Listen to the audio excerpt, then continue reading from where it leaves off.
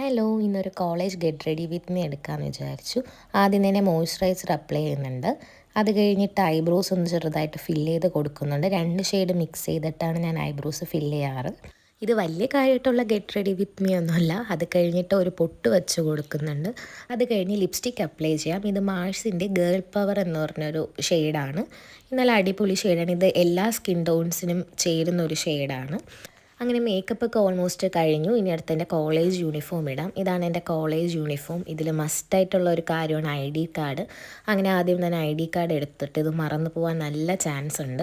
അത് കഴിഞ്ഞ് അടുത്ത എൻ്റെ ഏറ്റവും വലിയ ടാസ്ക്കാണ് ഹെയർ കെട്ടുന്നത്. ഞാൻ ഏറ്റവും കൂടുതൽ ടൈം സ്പെൻഡ് ചെയ്യുന്നത് ഈ ഒരു കാര്യത്തിന് വേണ്ടിയാണ്. അങ്ങനെ എങ്ങനെയൊക്കെയോ ഹെയർ കെട്ടിക്കഴിഞ്ഞു. ഇനി അടുത്ത് നമുക്ക് ഇയറിങ്സ് ഇടാം. അതിന് ഭയങ്കരമായിട്ട് ഇഷ്ടപ്പെട്ട് ഞാൻ ഇടാൻ വേണ്ടി എടുത്തതാണ്. ആ താഴെ വീണ 2 പീസായി പോയിട്ടുണ്ട്. അത് കഴിഞ്ഞ് വേറൊരു ഇയറിങ് എടുത്തിട്ടു. ഇതാണ് എൻ്റെ ഫൈനൽ ലുക്ക്. എല്ലാവർക്കും ഇഷ്ടപ്പെട്ടെന്ന് വിചാരിക്കുന്നു. ബൈ.